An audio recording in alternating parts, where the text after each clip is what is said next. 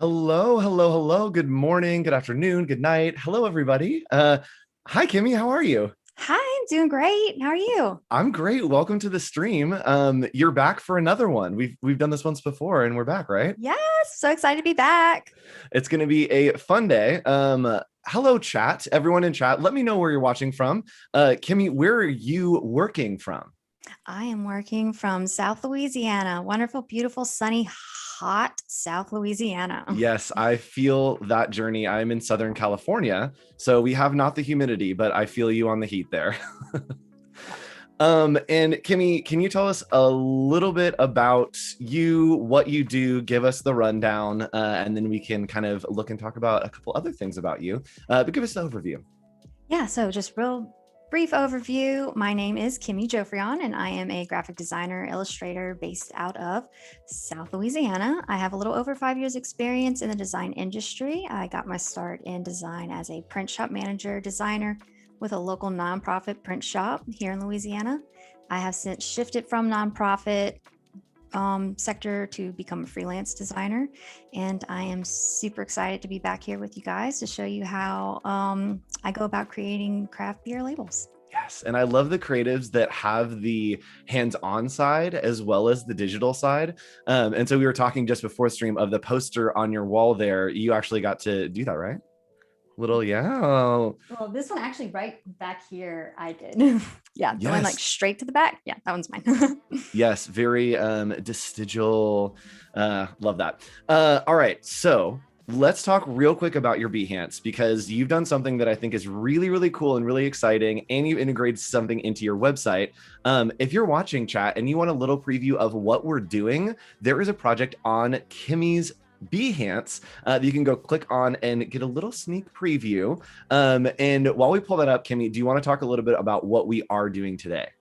So today we are designing a beer label. And right here, I went ahead and just did a little time lapse of the illustration, the draft that I did, because I didn't want to be here all day working on that. And then we never really get to like the nit and gritty of exporting and the design and everything. So I didn't want us to get caught up with all of that. But yes, just went ahead and put that together for you guys. Love it. So we are going into full bright, happy smiles and sunshine today. Yes. Which feels right for the like beginning, mid of summer. Like we need these vibes in our life. All right. So we also have something on your website that will be helpful for everyone watching. What is that and where can they go? Yes, you can actually get it. I think I have it up here on the Behance page as well. Yes, you can get design along from here, or you can go right back to my Behance homepage, click right here on my portfolio. I'm gonna have 100 links pop up. It's okay. I think the computer can handle it. Click on Adobe Live, click on this week's package design along. And I have all of these resources I combed through the internet and put together for you guys. So I have some insights, I have a template, I have a nice little draft design y'all can help design along with, and I have some glossary terms just in case y'all are curious. This is magic. You don't have to go research any of it. I've put it all together for you. Download it, use it as you will. It's yours. That's awesome. So yeah, go track along, chat, click through, grab those files, design along with us today. It's going to be a fun stream. We'll be here for a couple hours. And I think that that's it for starting. Yes, let's get hydrated. Let's get ready, get pumped. And I think that we're ready to hop in. We're working on some packaging today, right? Yes, we are going to do a craft beer label. So if you go in and you actually download, I went ahead and I put together a little template for you. You're free to use. You're not going to get this entire package right here. This is actually for me, but you're going to get something kind of similar to it. So you should have a logo in your package as well as like the health warning and everything, but I'm not going to stay on this page. We're actually going to, and we're going to start from scratch, and I'm going to go ahead and put together a new template just so you know how to do that. Yes. So we're going to go Thank new. you. Oh, you're welcome. It's always fun to see the process and kind of watch work to where you're eventually going to get to. Like, okay, well, I know we're going here. Let's figure out how we get there. Templates and die lines. Oh my gosh, that stressed me out so much in school. Oh my goodness. So we're going to be working with a 7.5 by 5, 16 ounce original like label. So this is pretty standard label for a 16 ounce craft beer. So I'm just going to go ahead and make my artboard a 7.5 by 5.25 CMYK. Let's go here and make sure everything is good to go. Yep, looks great. Go ahead and create that. Perfect. So let me go ahead and actually exit out some of this. This is the joys of being a creative, is like knowing that you're getting ready to like do something. You're like, how are there so many tabs open already? Like we just started and already there's tabs. There's 100 tabs. Yep. The computer cannot withstand all of those. Mm-hmm. So let's go ahead. We're going to make the die line first. So, and the die line is going to be the actual cut and size of your label. So that's going to be 7.5 by 5. Go ahead and put that in. And it's actually going to be a solid red line, no black fill. And we are going to center that. Perfection. And then for our bleed, I like to just make my own bleed. You're more than welcome to use the bleed that is built in with the program, but I like to make my own because sometimes you have to make your own unique die line. If you do like your own personal, like funky packaging, yep, you got to make your own die line. So I'd like to go ahead and get to the habit of making my own bleed as well. Yep. I love the journey of like there being rulers and you can add guides. And then it's like, we're going to use boxes. We're going to use a whole bunch of rectangles and that's how it's going to be. I do that all the time for bleeds and all that stuff. Yeah. Great workflow. It's just good to get into that habit. And I like to go ahead and I just use a standard 1/8 of an inch bigger. So we're going to do 7.65 and then 5.25. And we are going to make that blue. Let's do a nice solid dark blue. And then I'm also going to do one more. I'm going to do the cyan. And this is going to be our safe zone. So the safe zone is pretty common with a lot of printers. And that is it's really important to make sure you put all of your text and your important images within that zone. So it's really good to have that safe zone in there. So I'm gonna go ahead and put that in, and that is going to be 1/8 of an inch in from whatever size you made your die line. So we're gonna go 7.375 by. And if you're a new designer, just know as you learn all the tips and techniques and you watch the design, also math. There is so much math in design and you never think it, but it's there. Yeah. And when you're really bad at math like me, it helps to just have a standard rule. So usually they're like, oh, 1/16 for your safe zone, 1/8 for your, I'm like, nope, 1/8 all the way around, be done with it. Yep. It's pretty standard. 0.125, go with it. Yep. And printers are really good at figuring stuff out. If you're like, here's some lines, this is what we're going to do. It's like, oh, cool. We understand. We get it. We'll figure it out. Yep. And safe zone is usually just a standard dash line as well. So let's go ahead and dash that. And if this was like a unique die line, you would probably put your die line on a separate layer, but it's not unique. This is pretty standard. Your printer is most likely to have this plate already made. So we're just gonna go ahead and put it all on one layer. And I'm gonna make it a template layer, and it's gonna automatically lock itself. And I'm gonna hit okay. And so what's going to happen here is you're going to get this nice little square. So what's really important about this is if I were to export this as a JPEG or export this as a PDF, this die line, all of this information here, it's not going to show up. So a lot of times, you're in a rush, you're doing things. And I know this has happened to y'all in school. It's happened to me so many times. You print those guides. Oh, yes. So by automatically locking that in as a template layer, it's not gonna print. I had no idea that that even existed, which is why I love working with other creatives and watching these streams. Is like, that's amazing. Like there's so many times that I have different layers and I'm turning it on and off and making different colors, and there's like a white thing, and it's just I can just do that. Just make it a template layer and then it doesn't show up. That's amazing. Yep, just make it a template layer and it's not going to show up whenever you go to save it.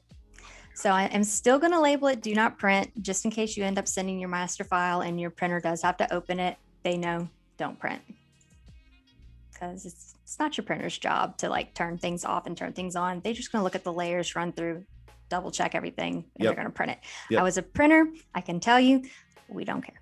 Yep. And just like the designers, get copy from a copywriter and they're like, so what time is the event? And you're like, I have no idea. And like, you've made like 30 flyers. Like, I did not read it. Yeah. We don't read your copy. Ever. Almost never. Unfortunately, I was the copywriter for my print shop. I did all the copy. Double duty. Yep. So, all right. So that's good to go. So next thing I'm gonna do, I'm gonna go ahead and we're gonna drop in our sketch. Let's go find that. Let's bring that in. I'm just gonna match it up to the best of my ability to this bleed. All right. Perfect. Make that a template as well. And it already lowered the opacity for us.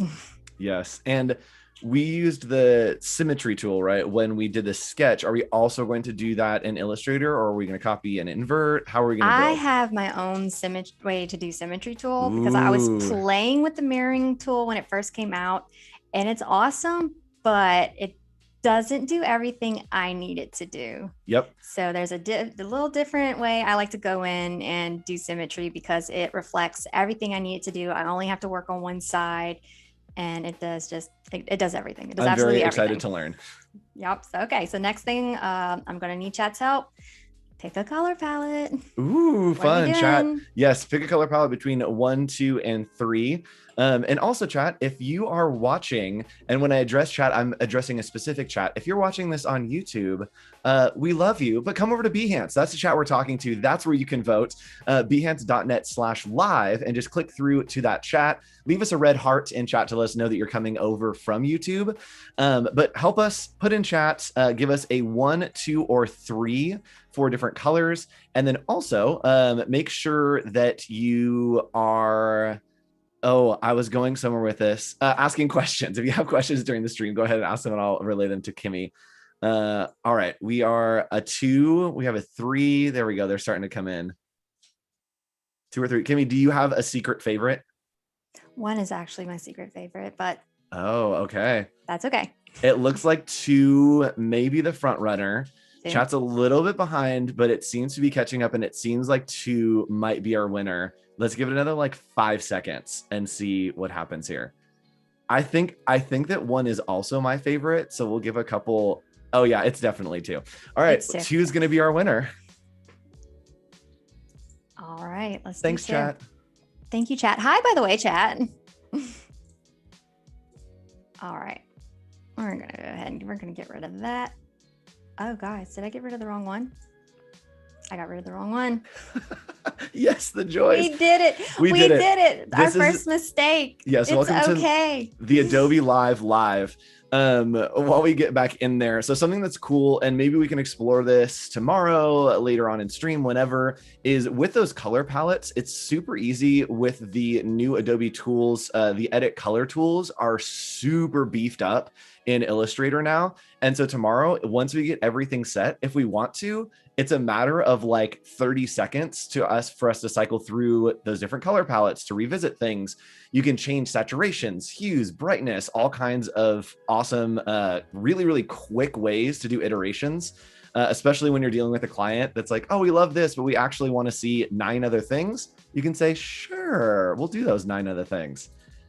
And in the meantime, Val is on this. So Val has created a poll for our color scheme. So this is great. Click on that link, vote for the poll, and we will get the winner. This is fantastic. All right, I'm going to check the poll results as we go.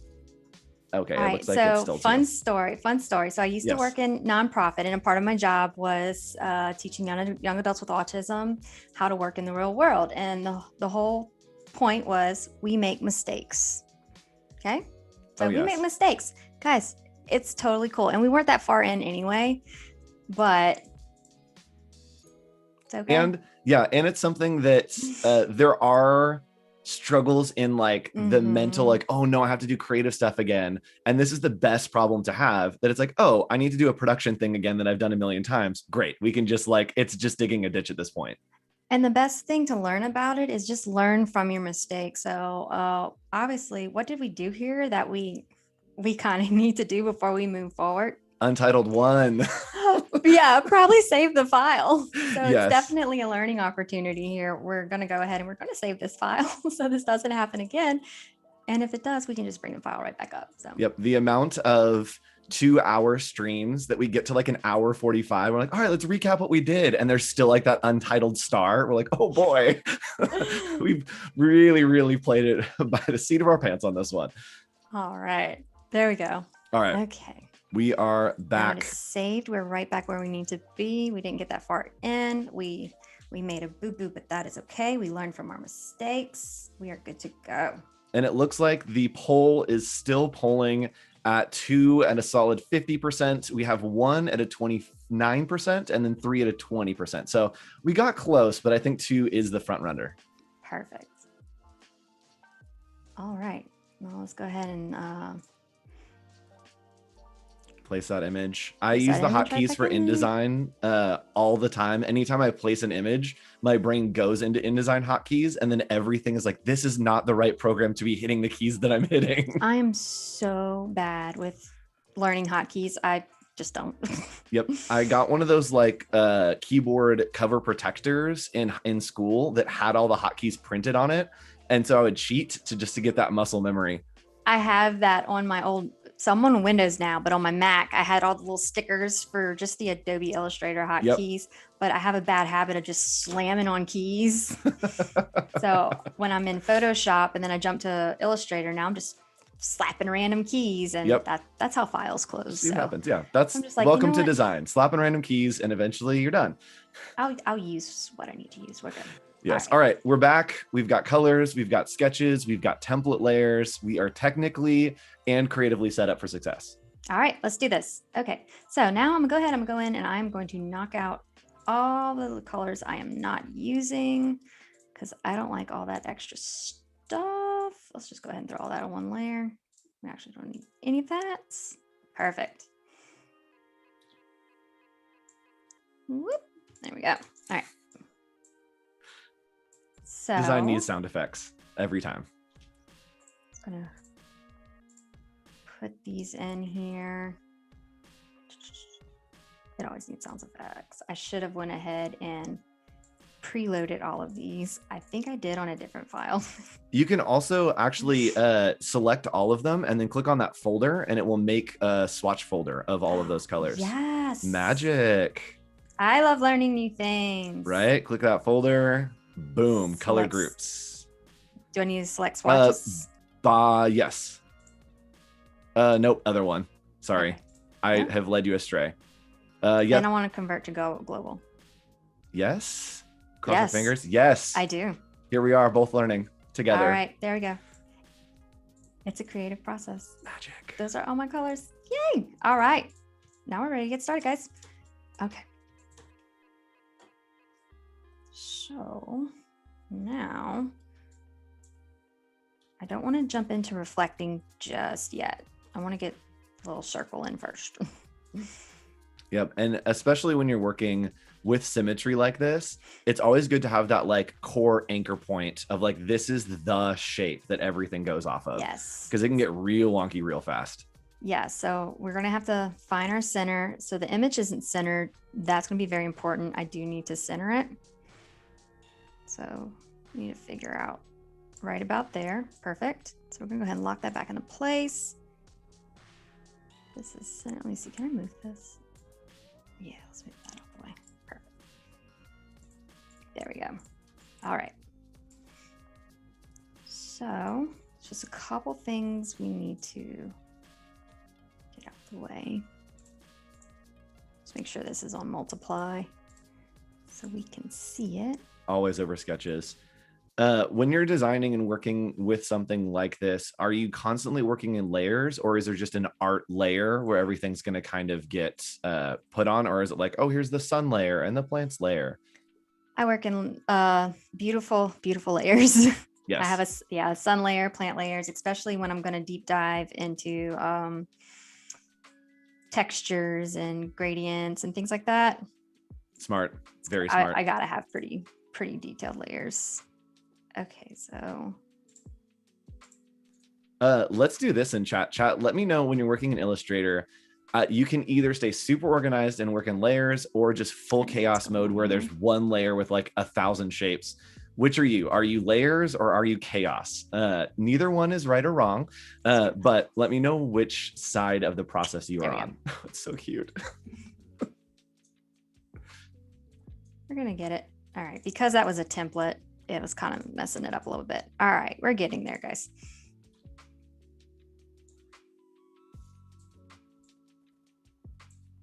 Let's get that centered.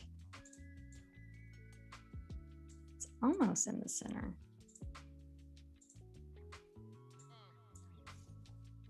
Which most of the time is good enough, but when you're working with like a circular repeat on Symmetry, it's like, it has to be perfect. It does, yeah. It's not there just yet. Yes, we are full split in the chat so far about layers and chaos. I am personally a full chaos person. I have one layer and as many objects on that layer as I possibly can get. I've gotten really bad about just falling into complete chaos lately and not labeling anything. Yep. But normally I'll layer everything. Organized chaos. Okay, that feels interesting. That's a good answer, Devlin.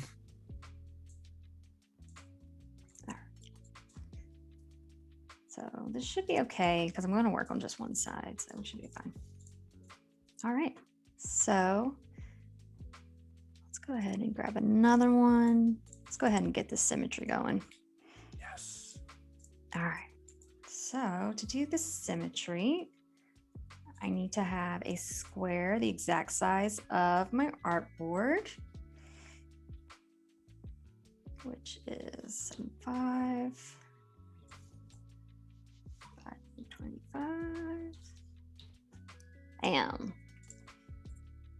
it can actually, I don't need any color on it. I'm very excited for this. At this point, I'm just in the audience watching a tutorial. All right, so this is my cheat. Let me go back a little bit. Okay. So this is my cheat for my symmetry. So blank layer. Make sure there's nothing on it. Okay. We're gonna bring in a little ruler guide. Make sure it's centered, right in the middle. Bring in a rectangle the exact same size as your artboard. Center it. Select them both. You're going to come over here, this little target right here on that layer. Go ahead and click that. I'm going to bring up your appearance panel. We're going to go to FX, distort, transform. I'm going to reflect X. We just want one copy. We're going to click OK. Yes. So that's going to activate it. So anything we do on one side will repeat on the other. So I'm getting that's so crazy. I've never thought about using the reflect.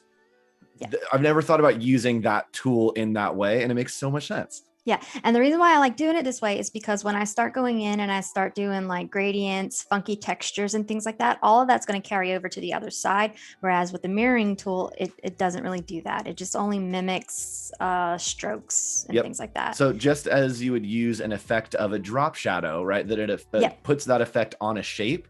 This is basically taking that one shape and then making it so that that shape is inverting, or applying a drop shadow that's just basically another shape of whatever you do. That's it's just going to carry it right over. Yep. So it just makes it so much easier. So we're no longer having to design this entire image. We're now just working on half of it.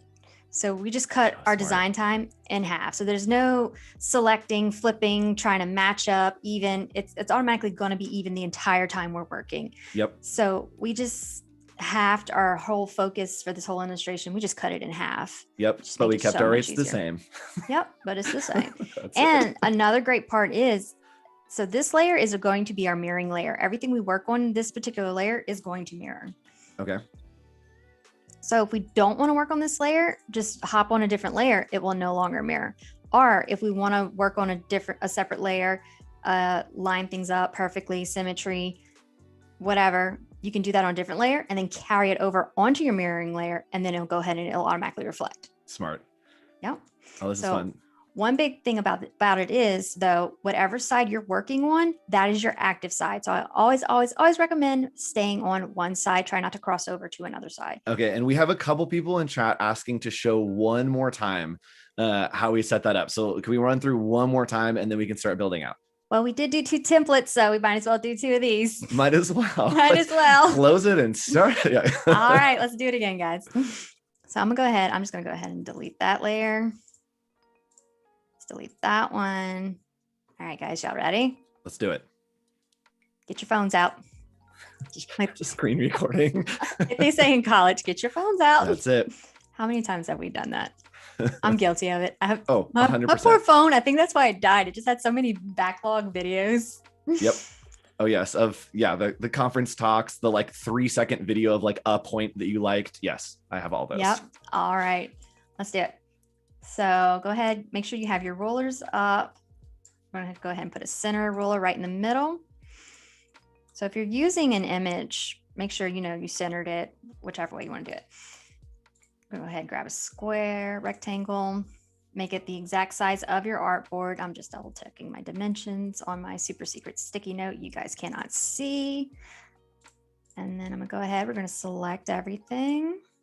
And it's only selecting the stuff on that layer. So that's important. You can see other things on the artboard, but because we're on that mirroring layer, it's only selecting basically that shape and probably the ruler, right? Yeah, and all my other layers are locked. And that's what's really important. So I'm gonna come over here. I'm gonna sidetrack real quick, you guys. Yep, go for it. And I'm gonna make all of these a little bit larger so you can see them a little bit better. So now, just so you can see a little bit better, we're gonna come over here. You're gonna click that target. This is very important. If that target's not clicked, it is gonna mess everything up. So you have to click that target.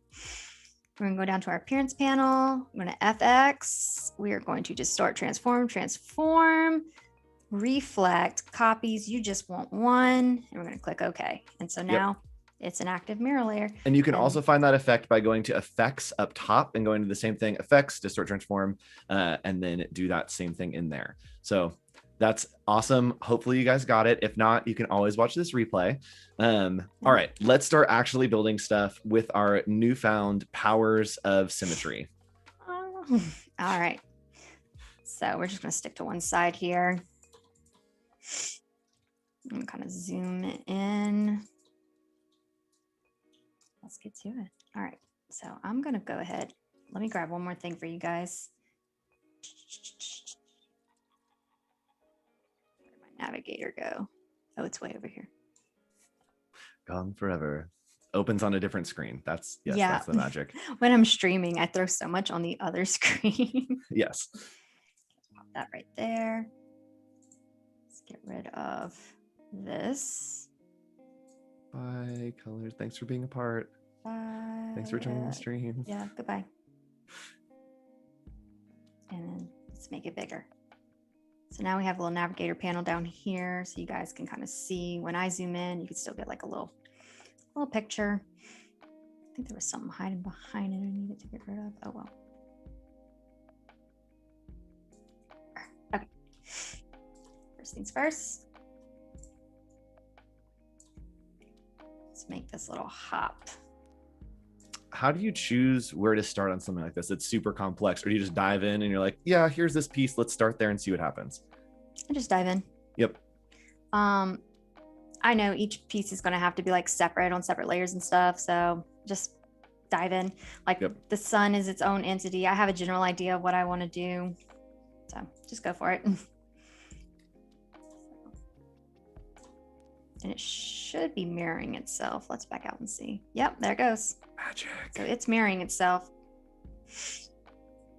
That really is like one of the most magical things that I've seen, because all the pieces make sense, but I would have never put them together like that. Yeah, and it's awesome because I really don't have to worry about what's going on the other side. I know it's building itself. So this is going to probably get like super sloppy. That's how design works. When you're working on something like this, are you always figuring out how do I use simple shapes to build these out? Or do you ever go in and you're like, oh, it's like block brush tool or pen tool it? Is it always simple shapes to start? I try to do simple shapes. Yep. I really do. I try to do simple shapes if it's possible, just because the least amount of points, the less wear and tear it's going to put on your system. Yep. And you just did distribute vertically with those to distribute them across so that it crosses in the middle, right? Yes. So that way it's just going to be even. Yep. That way I can get this little center part right here. Cool. Just going to go right even in the middle. And I'm actually going to pull up my Pathfinder tool. And I'm going to take out that center piece. Grab that again. Now I'm going to come over. Oh, we're just building leaves through the circles. Smart. Yeah. I'm also we need a smart counter chat of just how many times I say the word smart, because your process is so like intuitive into how the tools work that everything is like inventive. And I just love watching and be like, oh my gosh, that's such an inventive way to use that tool and those shapes. And so I'll be saying smart a lot.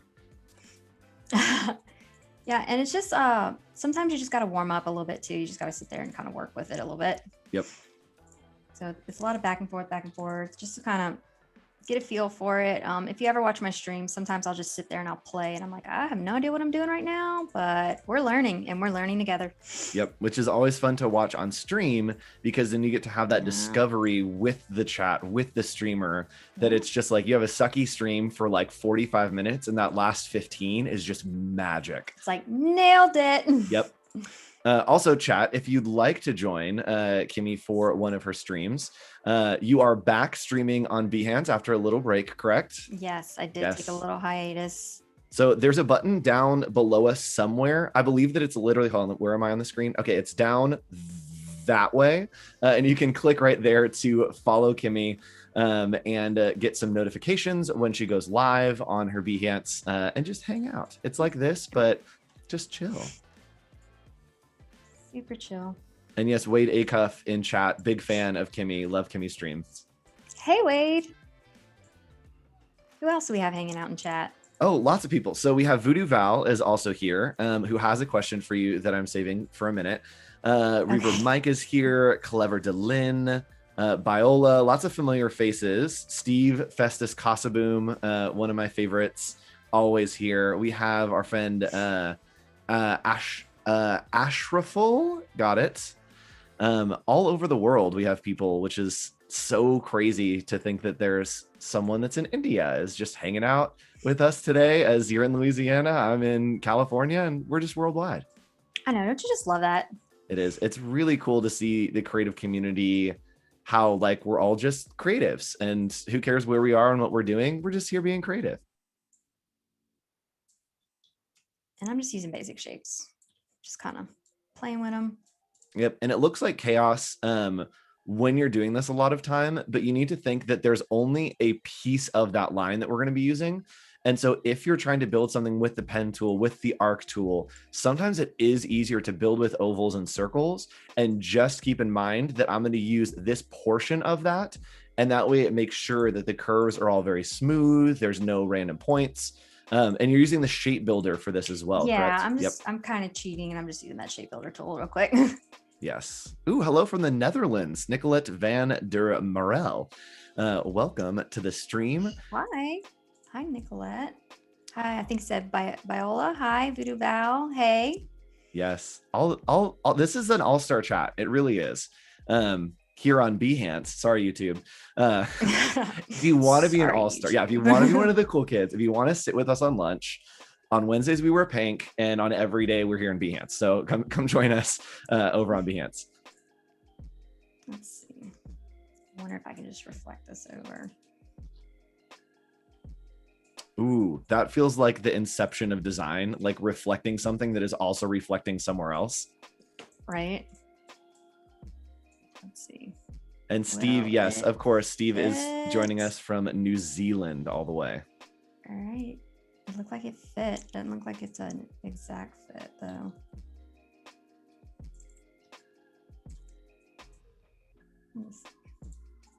No. Close.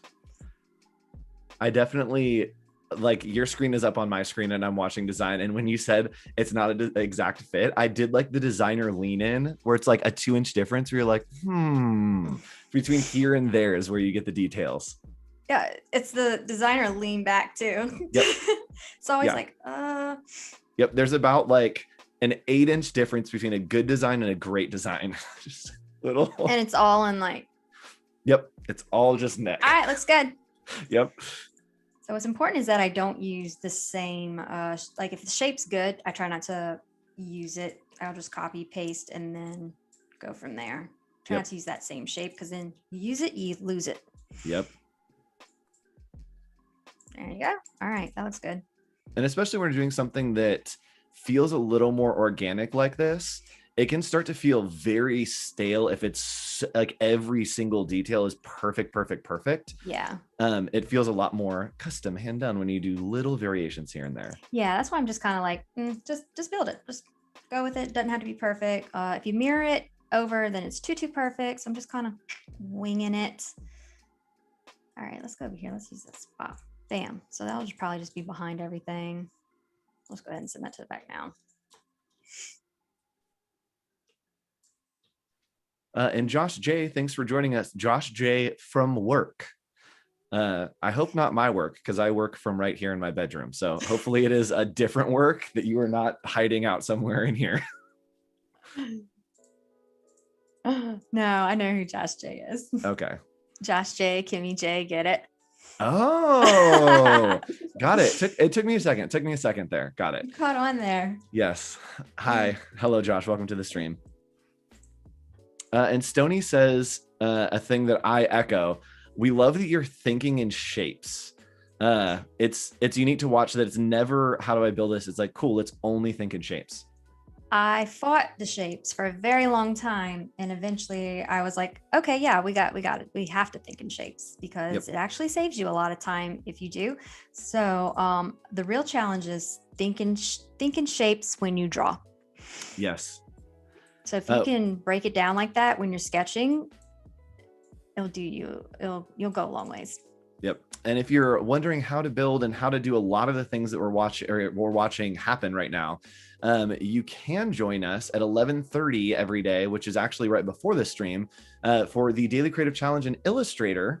I believe our friend Julia Masalska is doing it right now. And so those lessons are always fun, super, super informative. I believe that there were some brand standards that were happening yesterday.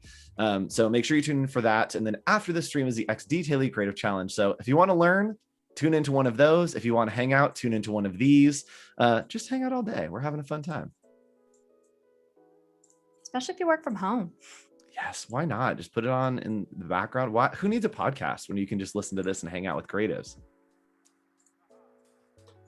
All right.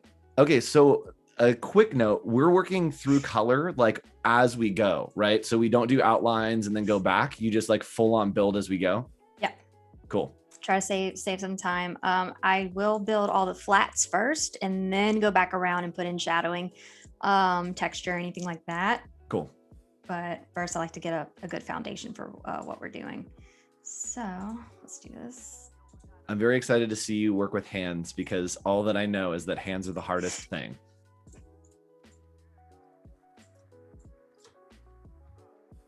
Build it with shapes. Actually, this might be easier to pen tool. We'll see. that's a great, this could be terrible and not work, but like, I don't know. We'll see what happens. We'll see. I mean, I don't know. I might just abandon and be like, all right, abandon ship. Let's just pen tool it. So as we figure that out, a question from Voodoo Val that came up earlier, which I know your answer to this because we talked about it before stream. Who are some of your inspirations that you love as an illustrator, as a creative? Who are some of those people? All right. So Ken Taylor, he is a poster artist. He does all of his work in Illustrator. Phenomenal. Absolutely amazing. Phenomenal. Yes. Tomorrow's stream, we'll show you some of that work tomorrow. We'll show you some live. There's some back there, and there's also some under there, and there's also one over here. So we'll show you some of that tomorrow. We have a mutual love for the art of Ken Taylor. I don't have any Ken Taylor art, but yeah, it might just be easier to pencil it, but we'll keep going. Tad Carpenter is also another really, really great. I actually heard him speak at a student conference when I was a student. Those 10 long years I was a student. Yes. The eternal student. Never give up on your dream, guys. Sometimes it just takes you 10 years to get through design school. Oh, 100%. And it's worth it, right? We've landed in a place where you're like, so worth it. Yeah. Love it. And thank you for dropping the Ken Taylor link, Voodoo Val. I am paying attention, but we're going to take a quick little detour as I just like bask in that glory for half a second. Yeah, no, definitely go check him out. Malika Favre, I probably butchered her name. Yep, love Malika. She is amazing. She's another phenomenal illustrator. And she works with illusions. She builds in a lot of illusions into her artwork. She's pretty awesome. You know who I'll send you a link after stream to check out. So someone that is like the cross section of Ken Taylor and Malika, Laurent Deroux, he's a French illustrator. And so he has the detail and like precision of Ken Taylor, but then always has something hidden in the poster like Malika. And so it's, you know, A Wonderful Life, and there's someone walking with background with just like the angel wings coming out the bottom, or just those little nods to hidden things.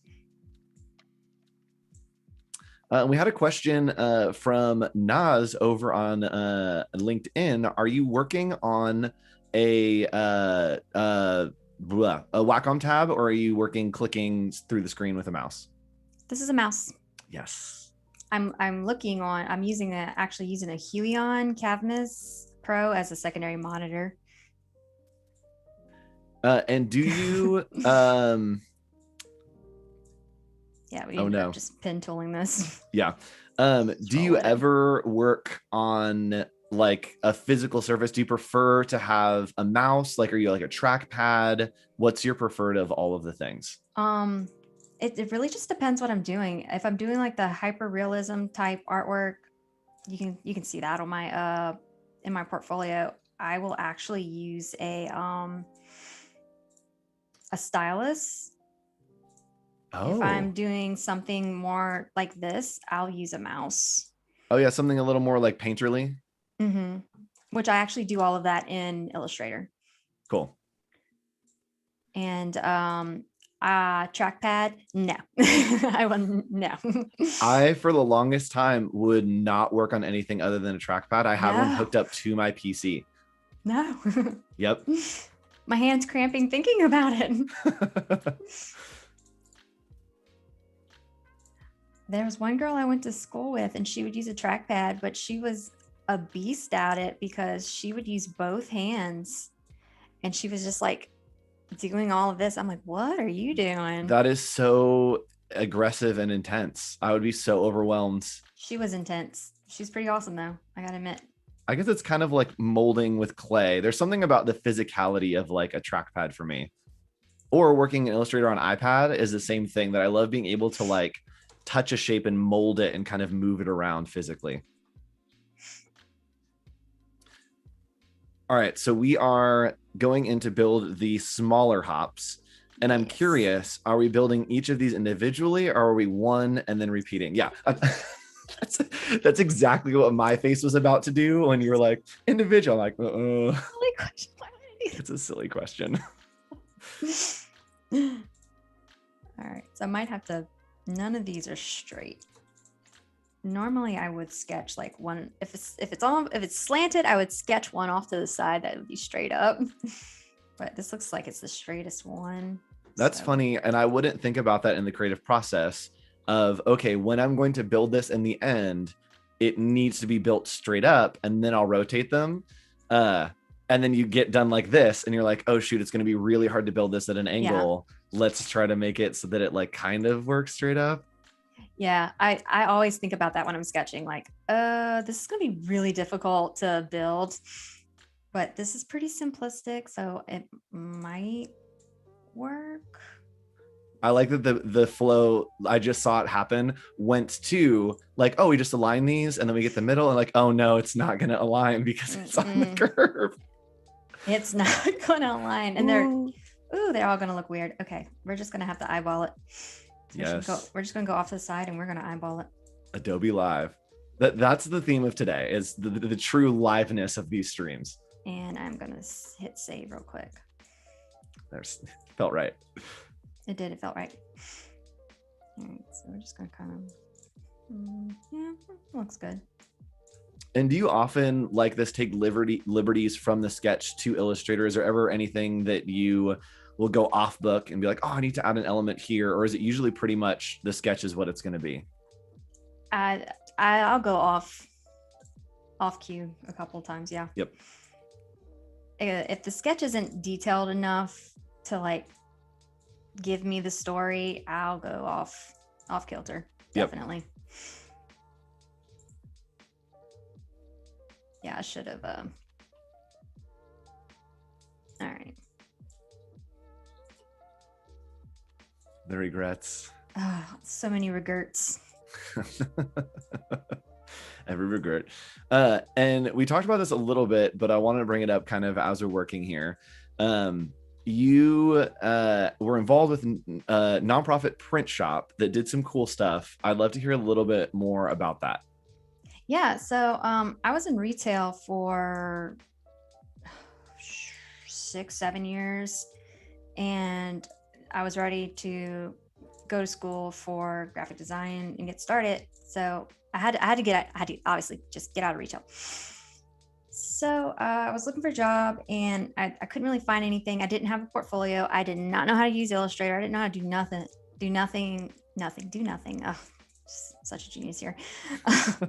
I couldn't do much without a portfolio. So I was looking for work, and I found this nonprofit. They were looking for a manager, mostly, who knew how to manage individuals. And they had a really good backstory. They wanted to help individuals with autism find employment and retain employment. And in order to do that, they needed to provide them with work in a safe environment, and provide them with work and give them feedback on work. Let them have their mistakes. Let them make their mistakes.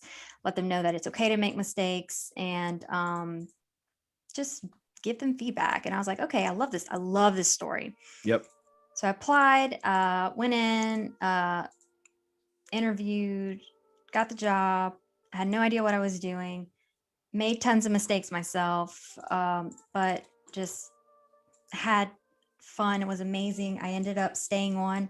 I helped write the program for my department. My department was the print shop, and I mean that's about it. Like, so what they did is we would have young adults come in, and they would work in our print shop. We had a manual press. They would hand screen everything by hand. They wouldn't do more than probably like 10 shirts and stuff. And we would just let them make mistakes. Yep. And that's the magic of it. Yeah. Speaking of printing, getting hands-on, okay. If you've never done hands-on printing, like, find somewhere, look on eBay, find something that can get hands-on. So I literally have type sorts just sitting on my desk. I'll give you guys the beauty influencer. So I have some type sorts sitting on my desk that, like, I'll ink up, print some stuff just for fun. If you really want to get wild, you can get one of these, which is a linoleum block.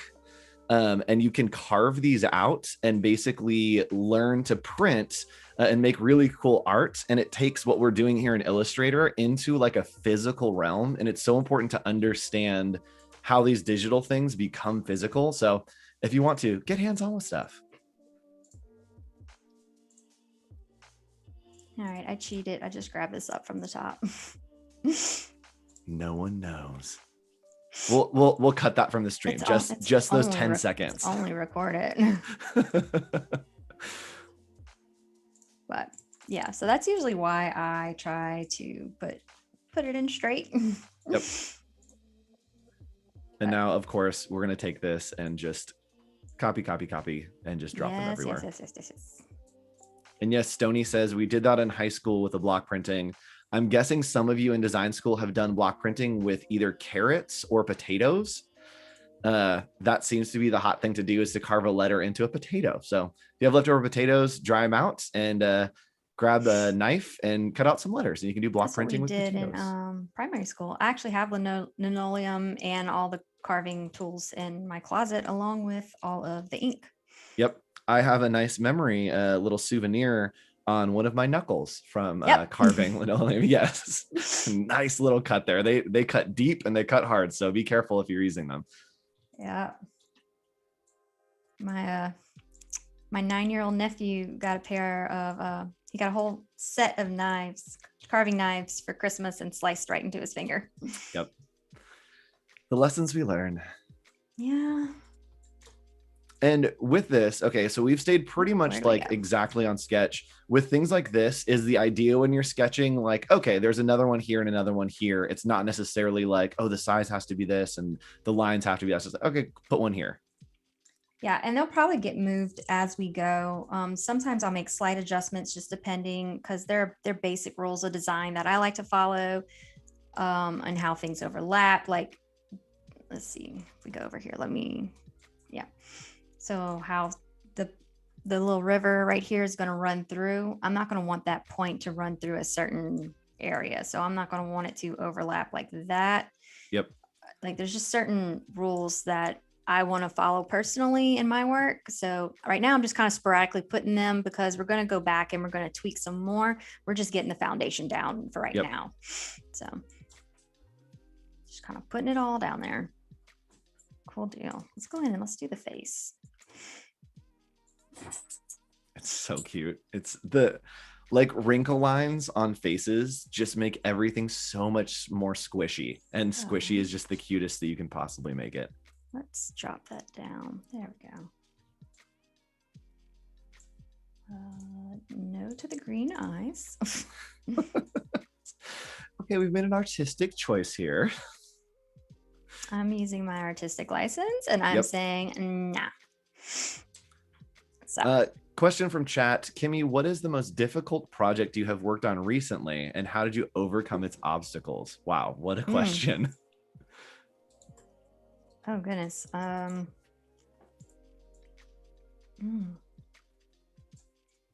have to think about that one. It's a tough one. I think as creators, I tend to block those out. I do. But I'm I like, block them out. Yep. That I'm like, there was probably some difficult project, but it's like that Taylor Swift song of like, I forgot that you existed. It's like, yeah, it was there, but it is out of my brain now. I signed off on you and I sent you off into existence. Yes, exactly. Yeah. I remember the paycheck that showed up and nothing else about that project.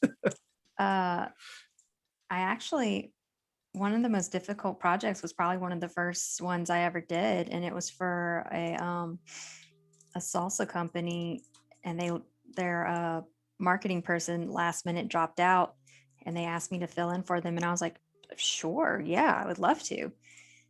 And it ended up being a 2-week turnaround on a lot of marketing collateral. Yes. Yeah. And it was like, that's the fun stuff, y'all. It was like, you committed to it, you got to get it done. And I ended up doing it, but it was a lot more hours than I had anticipated. And what it really taught me is don't make commitments on small turnarounds is what it really taught me. But there's a lot of design that is this fun stuff that we're doing today, but then there's also a lot of design that's email headers and flyers and pamphlets. And so if you're just starting out in your career, there is this dream of doing only great fun stuff like this, but also just being technically proficient is super helpful and will get you work on just production stuff. And there's nothing wrong with production stuff. Sometimes it pays the bills. But it's not all sunshine and rainbows and hops. Sometimes it's memos.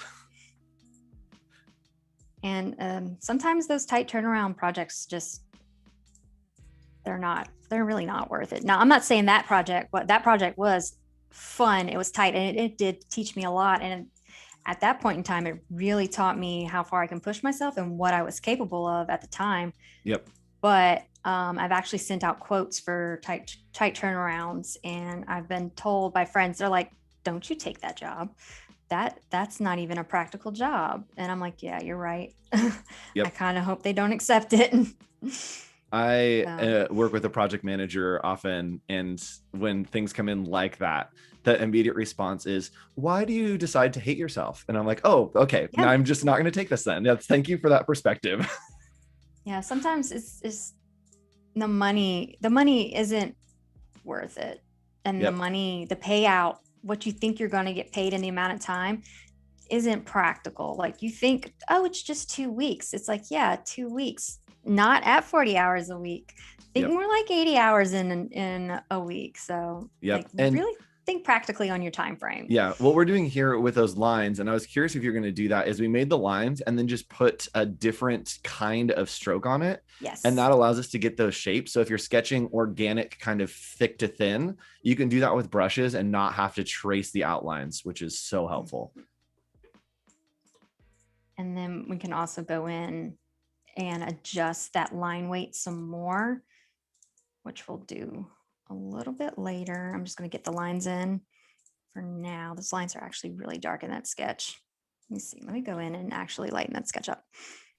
This feels like me this morning of waking up excited to stream, but also just the full bags that it's like, I'm so excited, but my face hasn't caught up yet. Like I still a little squishy.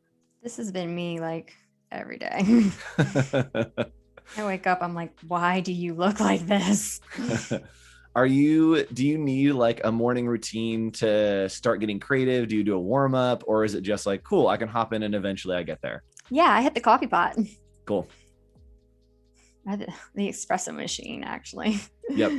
Do you ever like have a workflow or a document that's like, cool, I need to do something creative today. I just need to like make a letter real quick or like pick some colors. Do you do any kind of like creative warm up before you get in, or is it like that happens organically throughout? Yeah, you know what? I actually think it just happens organically. I've never really thought about it. Yep. I just have like a pretty standard flow. And I think that happens once you realize, like you've talked about a million times, that it's okay to make mistakes, that you don't have to like psych yourself up. Yeah. And it's like, cool, let's make mistakes until we stop making mistakes. And then we're warmed up and we're ready to go. Yeah. And I tend to get more stressed out knowing when the deadline's creeping up. And something I like doing is I like building in those mistake days. I've kind of built those days in. So I have like a standard 2-day of rough sim mistakes, research days, and things like that. Those are totally the wrong color. And it's great to see here, because we're working in layers, being able to turn those on and off. You can see what's working, what maybe needs to change, like we just had here, that we're just getting the lines down. And then we hit a point where we're like, oh, we need to fix the color real quick. Yep. So I have it to where it remembers the last thing that you did. So when I went in and I adjusted that sketch, it remembered the adjustment that it was on. So it did it for the line. So I just have to go in and fix that real quick. And you can turn that off. I prefer to leave it on.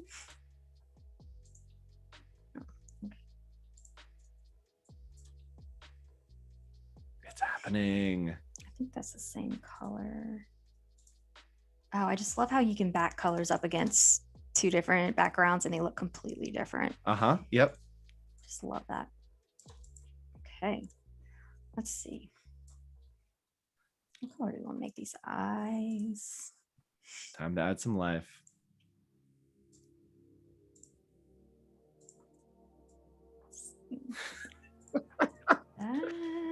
The eyes going cross-eyed just about me. Like the symmetry of moving. They're gonna do it. They're gonna do it. All right. Yep. Yeah, we're gonna have to get off that layer. All right, super easy fix. Let's just boop. Magic. All right, and we're going to bring that to the front. Oops. Nope, that's not gonna work.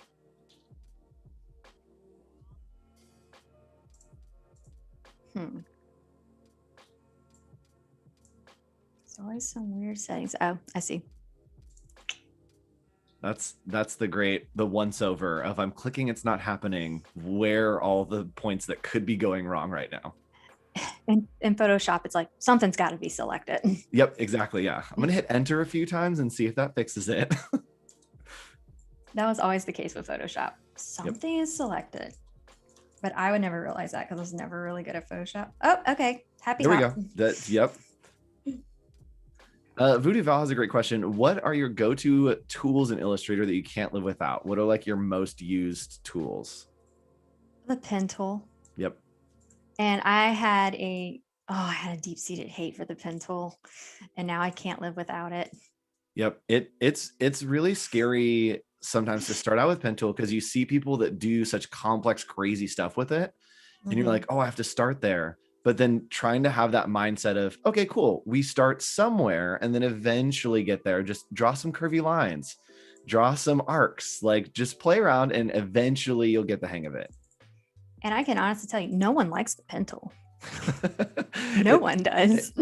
It's funny because it is the chore that you kind of have to do, that it's like, cool, I know that the best way to do this is pen tool. And that's why I love that you work so much in simple shapes, because it is that like, cool, I don't want to do the ditch digging. We're going to work in simple shapes. But sometimes super complex. You're like, all right, it's pen tool time. Let's head down and let's go for it. But even with pen tool, build it out as much in simple shapes as possible and then connect it with the pen tool. Yes. And just use, use it to augment those lines, to add anchor points. Yeah. Like I would always recommend that. Yes, agreed. And Matthew Bond, wait, what is this Miro thing? Did I miss you adding that layer? Yes, we went over that a couple times. We did that twice. We did it twice a little while ago. So if you want to go back, you can rewind just a little bit, and we show basically we made a layer and then we added an effect on it to reflect there. But you can rewind a little bit and check that out, or you can watch the replay. And in the meantime, we'll hang out. Let us know when you watch it and you come back. Just let us know that you are in the know, because it is a very cool trip. And we might do it again later because, well, we've got a bunch more layers to go. I mean, I didn't even think about this. We don't want to stack so much up on that one layer that we can't weed through it. Which is interesting because of what we're doing now will not work when it's mirrored, because we have elements that wouldn't work like perfectly flipped. And so that's why we had to make a new layer for the eye, right? Is because the highlight needs to be on the same size and not flipped over. Yes. You got to get it like right on that line. Yep. And how is it going pixelated in Illustrator? That is our sketch. Yeah, that's in the background lockdown. Yeah. Pixelation gives me anxiety. Yes, I agree. That's why I can't work in Photoshop. The only reason I like working in Photoshop is like doing photo editing, being able to find like 4 pixels where there's some kind of blemish or something. And you're like, cool, these pixels are the ones that I need to change. That's the only time that I want to see a pixel, is when I need like super precise. Yeah. Oh man, I would love to learn photo editing. It gets fun eventually. Eventually. There we go. That's what I want to do. Adding in that same thick to thin. Yeah, and that's just the basic line before we go in and we do anything different. So I just used a circle to build that. Yep. Didn't even pen tool it. Which, again, that's the simple shape with a pen tool of like, cool, it's a circle. And then we cut out some of them, adding some extra anchor points. And now we have this perfect curve instead of trying to draw it. I'm just going to copy. Paste it. Let's see. I actually think I want to leave it like that. Let's look at it. Okay, what do y'all think? We just do it that, or do I need to flip it? I think that it works like that. Chat, what do you think? That. It seems like the light is hitting the same zone, and so that highlight is like a nice little kind of hit. Yeah. So it'd be like that. Yeah. I also like that we are kind of in the organized chaos to where we have different layers and anything, but no names. It's like, we don't. I know, that's so not me. Really? Do you literally name like, this is the eyes layer? When I'm doing the super hyper detailed stuff, I have to. It'll get So lost. I'll probably after the stream go and name everything. I'm not gonna lie. We come back tomorrow and everything's like organized, oh, color so you coded. named everything. Yes. Okay. Yeah. Our color code everything. So I'm just gonna eyeball center that. All right, cool. Looking good. Yep, that works for me. And again, some of these objects are mirrored, some of them are not mirrored, and we're working on different layers to make that happen. Pretty much everything in this design is something that can be mirrored, but then the details that can't be, we have to make a new layer for. Yeah. Some are underneath, some are on top. Let's see. Actually, let's get out of that. Ooh, where are we going here?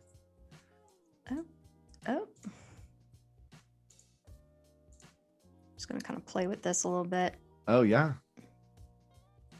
So these are the warp tools. Really great to be able to kind of squish shapes, make them kind of a simple shape, but then augment it to exactly where you want it to be.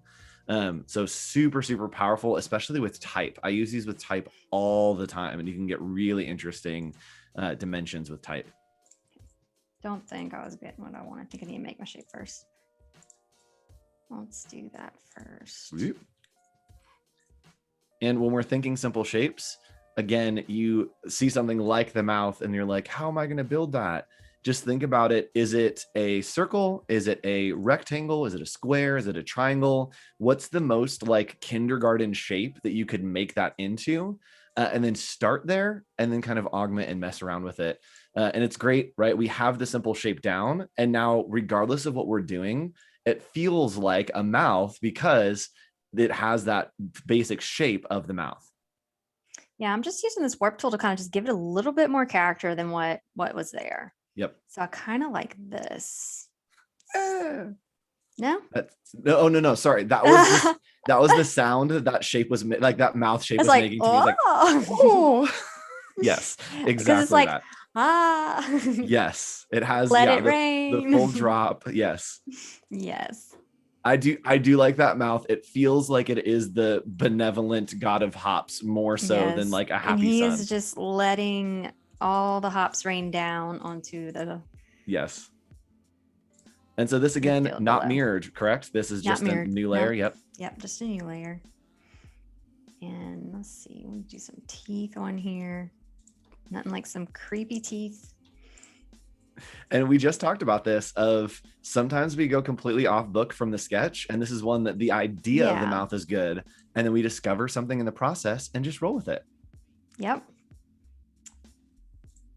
Sometimes just playing with those little warp tools can kind of just give you a little something different because it's a character. It needs a little something more. And the mouth shape was cute, but it just needed a little bit more. Yep. And something that's interesting using those warp tools, can you hit Control or Command Y real quick to go into outline mode? I'm on a Windows. Control Y. Control Y. Yeah. So you can see, did you outline that shape? I think that's what happened. So in theory, it is still that rectangle if you don't outline it, which we can outline it, whatever. But if you go into outlines, then you're able to see that it is just that rectangle that has the curve. So if you need to augment it, move it, widen it, it will keep those effects on that shape. So yes, using those warp tools is super powerful. Yes. And also I'm using the appearance panel. So just want to, all right, there we go. Make sure y'all know if you're working in the appearance panel is a great way to just non-destructively work on your illustrations. So just a brief, so if we go back over here, let me get a bright color and you jump into the appearance panel and you start warping and playing with your stuff. And if, let's say you don't like what you do, you can actually come over here and I thought I did that. Right here. It's at the top. I was like, wait, I did that. You can actually turn it off and pick another one. Theoretically. Yep. Well, it normally does it. But yeah, you can turn it off, turn it on, and then go from there. And then as soon as you outline it, you're done. Yep. And what's really fun is if you're working in the appearance panel, this is one of my like advice to new people especially, is to try to break Illustrator by going into that appearance panel and just layering effects. So you can stack as many as you want in that panel, just like Photoshop. They're basically layers. And so changing the layers of like, if it's on top of a noise layer or underneath a drop shadow, it will change how that affects the shape. So go in and add a bunch of effects and then just move them around and see what happens. It's really fun. Let's see.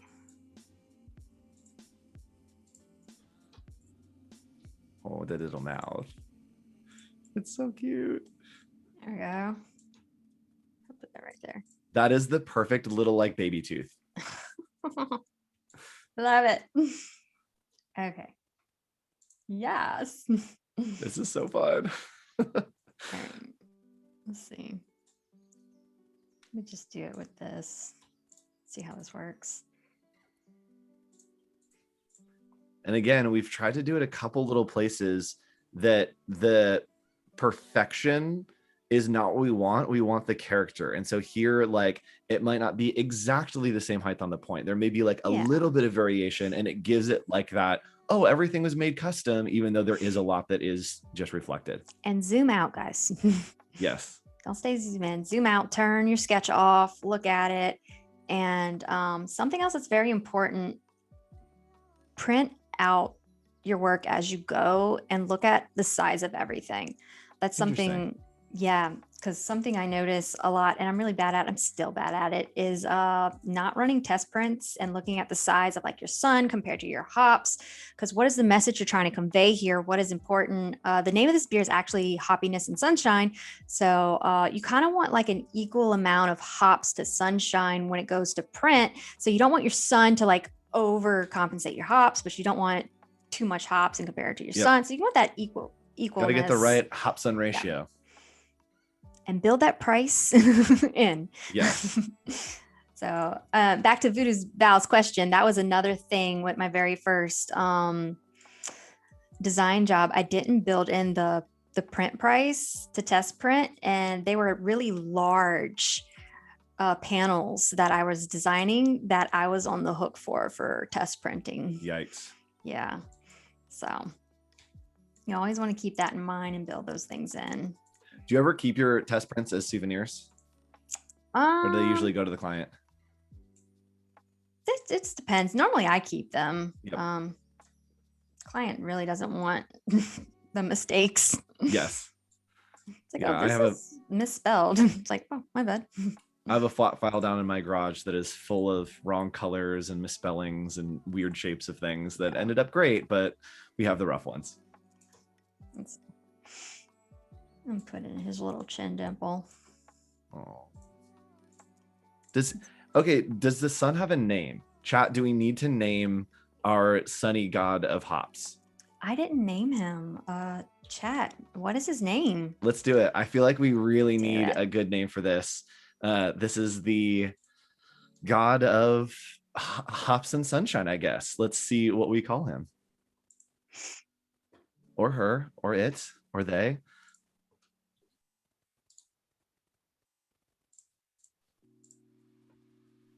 Ooh, again, simple shapes. Yep, super simple. Circle, circle, circles. We've used so many circles in this design. All right. And I'll go in and work on the colors a little bit later, just kind of dropping it all in there. Those are some big teeth. The mental sound that it's making just makes me giggle every time. You hear it. Yeah. I just hear yes. Yes. All right, let's get the rays in. So I'm actually, it's on its own layer, and all it is just the mouth and the eyes. That's all I see when I look over at the layers panel. The eyes. Okay, let me do this.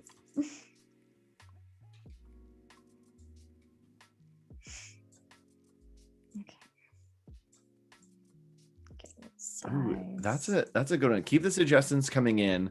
But so for man, I can't type and read at the same time.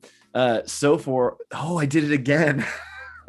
So far, we have the names Light Bright, Hawk, Jeff, which is my favorite, I like and Jeff. Helios. I love Jeff. I think we just go with Jeff. Like That it's Jeff. like the sun god, Jeff. All right, we're naming him Jeff. His name is Jeff. Yes. And Jenna, hi, welcome to the stream.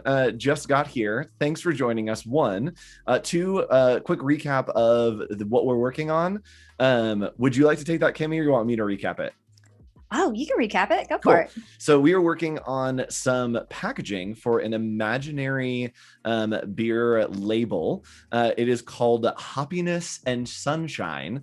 We're working here in Adobe Illustrator, and we have brought in a sketch. We're trying to build on top of that sketch to make it vector. And we are using kind of a reflecting technique to make sure that we don't have to do it all on our own. And that's what we're doing today. We're doing it again tomorrow at the same time, noon to 2. And then we're also hanging out after this for an Adobe XD challenge. And I'm gonna need you to, while I was explaining that, you did really cool stuff. We're gonna need you to walk through that real quick. I like saw it happening and I was like, that's way too cool for me to talk over. All right. I'm gonna keep that shape to the side because I really like that shape. Cool. So I'm making the little raise here. I'm just gonna grab a little rectangle tool. Just kind of draw that out. And then just kind of push it to the side here. Just kind of get an idea. Yeah, looks about right. Cool. Cool and okay are my two favorite words. Smart. We're gonna go to warp. I think I did shell. Yeah, it's up. I did shell upper. And you like barely even need to. It just kind of gives it that little spout out. Okay, and then I went ahead and we're just kind of shrink it in a bit. Yeah, it looks good. And with that effect on it, this is what we talked about, that the effect is still applying and it's just a rectangle. And so we can move and stretch the rectangle however we want, but that effect still stays. But if I cock it to the side, it gets wonky. Yes, it makes, yes. So if you need to make a shape and it's kind of angled a bit, go ahead, angle your shape first and then add your effects. Yes. Otherwise, once you go to twist it, no go. It's weird. Yeah, it does, it does some weird stuff. All right, so that looks good. Let's go ahead and expand it. And then I'm going to just go ahead and grab it. We're going to put it in the center, put it about where I need it. Object, repeat, and I'm going to radial. Yes, new tool. New tool. And then I'm just going to put it about right where I need it. Gosh, what a difference that makes of just having that element. Yeah, that one looks good. I can go ahead and get rid of this one. All right, so I'm just kind of eyeing it. I'm looking at where it hits everything. Let's see. And if you haven't, Radial Repeat is a carryover from Illustrator on iPad. I think it was there first and then eventually came to desktop. So if you haven't used it in Illustrator on iPad, super powerful tool. If you haven't used it here in Illustrator, there are some daily creative challenges that specifically talk to this. And so go to YouTube, search Daily Creative Challenge, Radial Repeat, and there'll be some that come up that teach you how to use this, some ways to take advantage of it as well, because it's a super powerful tool. Yeah, I think I actually saw Paul Trainee. He was using it one day on one of the creative challenges. I just had it pulled up. Had Adobe Live running all day. And it's good to just have in the glance up. Yeah, usually I just do a work and lurk. Yep. And it was just work running. And lurk. Work and lurk is my new favorite thing that has ever happened. My work and lurk game is so strong. That's fantastic. And then from here, we just joined all those shapes, right? We expanded, joined them, and then just rounded out those corners. Yep. And then I'm going to take that and I'm actually going to paste one on top and I'm going to paste another one right on top. And I'm just going to shift it a little bit over. Oh. As you rotate it, it feels like one of those, gosh, the like spinny things that animate, like a, what's it called? Like a zoopraxiscope, I think they're called, to where it has like the cutouts and it spins and it looks like somebody's like running on each panel or whatever. Oh, that's how they used to make like movies and stuff. Exactly. Yeah. Yeah. Okay. I'm not sure if that's the right part where I want it. That's the phrase of like, I don't hate it. It's not right, and I don't hate it, but maybe it's okay. Yeah, that looks good. I gotta do my. Jeff looks great. Looking great, Jeff. Looking good, Jeff. All right, so see where the hand is just kind of sitting right on top that ray? Yep. That's a no-go. So we're just going to grab all of that and we're just going to kind of shift it because it's creating like just a weird look. I'm just going to shift that a little bit. And this is a great place to shift that sun so it isn't perfectly symmetrical. So again, it gives us that like, ooh, it's like full custom, to where it's like, oh, it's a little off kilter, and it makes it look more unique. Yeah. Kinescope. Thank you, Reverb. Yes, kinescope. That is the term that we were looking for. Also, for reference for you, Kimmie, we have about 35-ish minutes. I am not confident in that because it's currently at a 19 and my math doesn't work that way, but we're close to that amount of time. So we've got a little over a half hour left to work here. Okay, cool deal. All right, let's go ahead and jump over here. Trees. It definitely somehow is giving me like a little bit of like Wizard of Oz energy. Like it feels like just mystical and magical and shiny and bright and happy. And I love that. This feels like a zone that I would want to live in for a little while. My uncle, he would watch The Wizard of Oz and he could tell you down to the second when it would turn color. Yes. And I was like, that is a strange talent to have. I can't imagine watching that come out and just my mind melting when it's like, what's happening? Color. 35. Yes. Thank you, Val. Yes. And all of my clocks are set 17 minutes ahead because it's the hardest for me to do in my brain. And so I just know that I'll be early because I don't want to do the math on 17. So we're in that zone. I'm like, I don't know, like a half hour-ish. We're there. We're almost there. Yep. And ultimate hack here for shading, take the shape, move it like 20 pixels, cut it out and make it darker. And are you following here? Actually, I'll ask it as a question. Why are we not mirroring these mountains and these trees and stuff?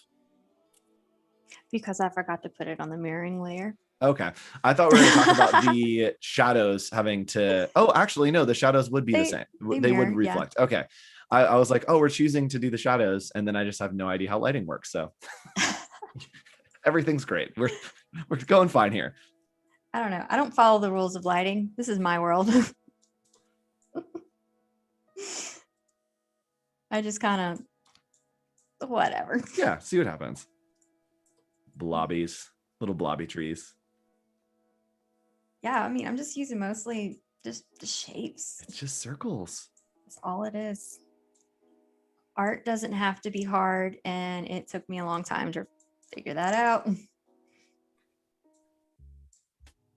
And I think that you can make it hard on yourself or you can make it easy on yourself. And you've learned the process of like, oh, I'm just going to make this easy on myself because I'll work with simple shapes and I'll do myself a favor in the end by sketching in a way that makes that conducive. Yes. Just thinking ahead and building it out like that is super, super helpful. Yep.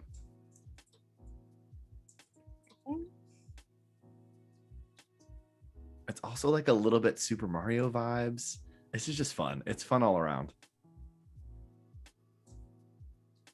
So, okay, here's a question for you. What you're doing right now with kind of shapes that are overlapping like that, do you not care? And you're like, cool, as long as something is above and behind, these can overlap, there can be the little extra, or do you Pathfinder out every single little detail? I'm not sure what you're asking. So with the pink and green, how they were overlapping right there, which I think that so will you just put that to the background and you're like, cool, it overlaps, there's pink in the background somewhere, but the green's over it?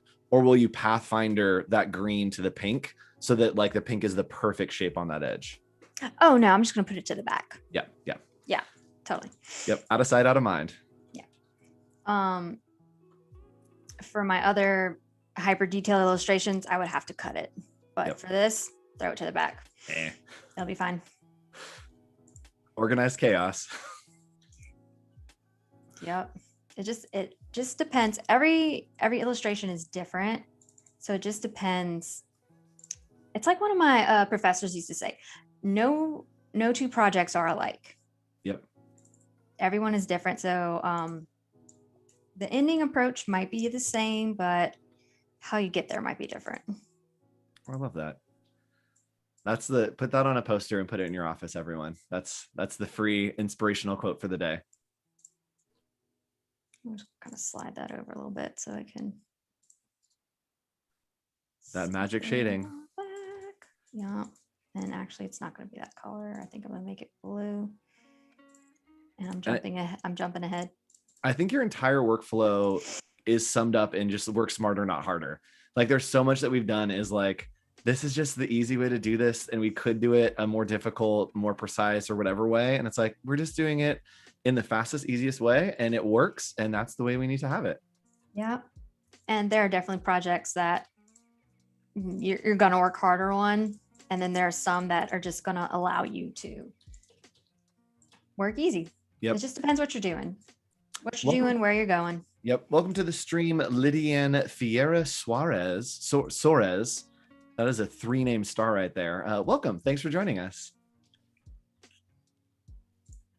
Let's see. Also, if you have questions, this is pretty much the time to get them in. We have a little bit while longer. If you have any questions about workflow, about inspirations, just about Kimmie, go ahead, drop them in chat, and we will ask those and kind of chat through as we finish working on this. And if you want to stick around after this, the Adobe XD challenge is coming up immediately following this. But we will be back with Kimmie tomorrow at noon, 12 p.m. Pacific Standard Time, to work some more on this, finish it up.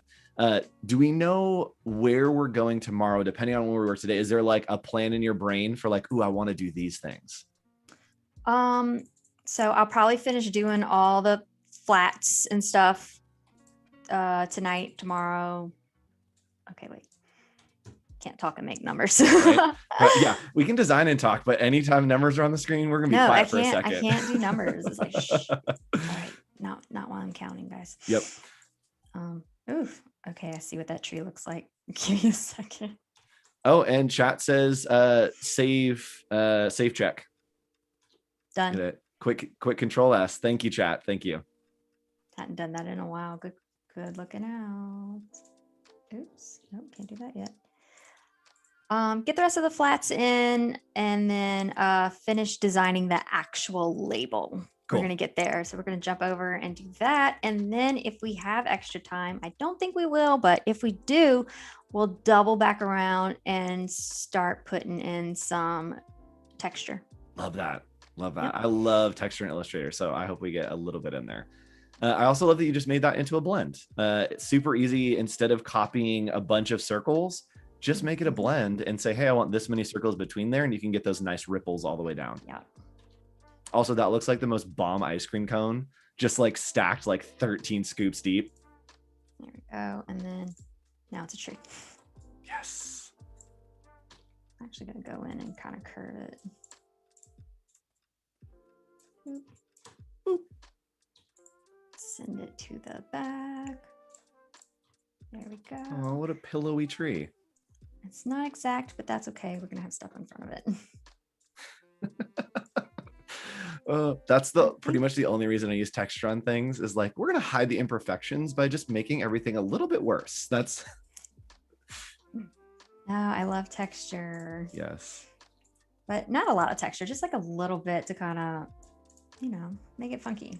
And I wonder if that overlaps with your history in printmaking and never having anything perfect, being able to like take it out of that digital realm into some sort of like, cool, it is a physical thing. Yes. Printmaking was just so much fun. Only thing I wasn't a fan of was manually printing everything. Yep. Oh my gosh, it hurts so much. So if you can get on an automatic press, get on an automatic press. Ooh, kill switch comes in clutch on this mic. I just had the most aggressive sneeze. Great question from Voodoo Val. Once we finish this little topiary that's happening here, can we show how we did that blend after we finish this shape? Because that was an Yeah, interesting totally. technique to get all those ripples in there. Yes, yes, yes. I know I wanted to have something for you guys that had as many techniques as possible. So this is that. it's like there's stuff that is just going to make your work process so much easier, so much quicker. And this is the shapes to pen tool right here. Yep. This is the secret magic workflow of like, oh my gosh, like how'd you get those circles to do whatever? It's like it's a bunch of weird shapes just stacked on top of each other. Two ways you can do it. Yep. So you can do it that way, or we can go in, hit that, boom, and just curve it out from here. Oops. Oh, that's true. We could just, yeah. Mm-hmm. So it's always more than one way. No wrong way. Actually, I think I'm gonna do it the other way. Yep. If it works for you, it works for you. Do and it the other way. That's the way to do it. Let's go line it back up again. That's why it's so important to understand the concepts, and especially to have these sketches to be like, okay, I know the idea that I want blobby bushes. And it's like, okay, there's 90 ways that I could make these blobby, but they have to be blobby for like the feeling that I want. Yeah. You know what? We'll come back and do that. I know we're getting crunch on time, and I want to show Val's request. Let's do it. Let's get some blends. Let's do it. It makes a funky shape, but it does. It does. It's okay. All right. So I'm gonna put, this is like the primary shape there, and I'm actually gonna copy it, paste, and I'm gonna put this right here. And then I want it to get bigger as it goes toward the bottom. I'm gonna copy, paste in place. And this I do use my hotkeys for because it's just so much quicker. Yep. So I'll make that a little bit bigger. Put it right and Control there. Shift B, I believe, is the hotkeys for those. Yeah. And you need to have both of your objects selected. And then there we go. So we'll go over to Object, Blend. I'm gonna hit Make, and it's just gonna, sometimes it'll randomly put in whatever. Half the time, it's not what I want. Yep. That's okay. 3, 5, 7, who knows? Sometimes it does 100. I'm like, why? Yep. Where do you get this math? Yep. So I do specified steps, and then I think I did like 5 last time. Yep. And with that preview that on, works. you can just click up, tick up, and Yep. it will add them so you can see live what's happening. And that's how that works. And then we just, bam, okay. And then I need one for the other side. So I actually just copy, paste in place. And then all I have to do is just click on this little point here and slide it over. Just double click on it. Bam. Yep. And what that's going to do is it's basically saying start here, end here. And when you move the start or the end, it augments everything in between for you. Yep. And it's really cool if you need to make, I used it to make like pipes once. Oh, like, yeah. Piping and stuff. It's really good to make those things like Yep. that. So And it can get really crazy if you try to blend type of 2 different fonts, 2 different words, because it tries to figure out the in-between, and it gets so cool with some of the type. You're jumping ahead. I know. Sorry. I got too excited. I know. It's like, oh, then we could do this. It's like, get there, we'll get there. Yes, and then just blend it together. Cool. So, but I like this one. So we're gonna it was good. Yeah, this one's better. So let's go in. Let's finish building this bush over here.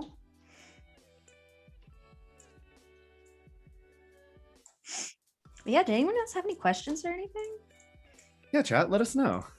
Questions. Toss them in there. Process. Let me show y'all what I meant by dropping it into a mirroring layer. So let me just grab it. I'm actually very interested in this if you're working somewhere else and then want it to go mirrored. Yes, so we'll just jump into that mirroring layer. Paste and paste. Oh my gosh. Yep. So it just says and so technically it's just pasting in place on the one side, and then it mirrors it because the effect is applied to that whole layer. Yes. So now, bam, we're just we're working on the mirroring again. Easy peasy. Easy peasy lemon squeezy. But you called me out on my lighting now, so now I feel like I have to fix my lighting. Well, no, because I think it works because if the sun is in the middle, then the lighting switches that either was side. I think that was my thought process on that. Yes, I'm not an illustrator, so I don't know how. The sun is in the middle. I don't follow the rules of light. I don't. That's the fun of creativity. We can bend the rules of physics. Who cares? My thing was always it's I'm illustrating my world. Yep. And it lights how I want it to. And it would drive my art teachers insane. It's like, that's not how light works. Yeah. Meh. Yeah. I love that response to creative decisions. Just meh. But obviously I'm just joking. I do try to get light as accurate as possible. There are times you can get away with it though. And there are times you can get away with it when you're being when you're just having that fun creativity. You can kind of lie about it. Yep.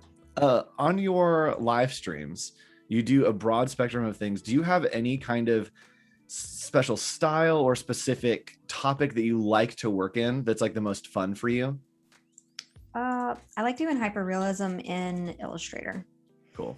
So I like taking images and just showing how you can do like those really realistic looking stuff in Illustrator. Yep. Like doing stuff like that. It is very time consuming. It's the time consuming, but equally mind blowing to where it pays off in the end. But it is really fun to put together. Yep. So I do have to admit that. I feel like everything in this design for some reason is just looking delicious. And maybe it's that like we streamed over like lunchtime, but like you finished that and I was like, that looks like the most delicious pastry and I would like to eat it, please. I'm thirsty and I could really go for a fruity fresh beverage. Yes. Also, if you're just joining us, we are almost on the tail end of the stream. We're doing some beer label design here in Illustrator using a ton of simple shapes. We have our god of hops, who is the sun god named Jeff. Jeff. Just Jeff. Just Jeff. And so we're trying to get as far as we can today, build out some flats, and then get into maybe some texture, finishing things up tomorrow, and building out the actual label. It's great to have the art, but as creatives, sometimes we have to have technical stuff on there. You got to have type. You've got to, maybe we're going to put ingredients or whatever descriptions. So we're going to get into the reality of some of that tomorrow, right, Kimmie? Yes. Yep. All labels have to go through the alcohol and tobacco approval. So there's some rules you have to follow when you do labels. I've had project managers describe that process as the rope on the hot air balloon, that we are flying high in our creative land and they are holding onto that rope, just pulling us back in just a little bit. Yeah. And I love watching creatives have fun within the boundaries. Yep. Like people who can just jump in there and hit all the targets, all the requirements, and just still have accessible design work. Oh man, this is awesome. Especially with beer and tobacco or any kind of alcohol, there are so many specifics of this has to be that amount of size, the percentage of this has to be this much of the packaging, that there are a lot of rules. And it is cool once you get into following those rules of like, okay, how can I bend? How can I innovate on those rules?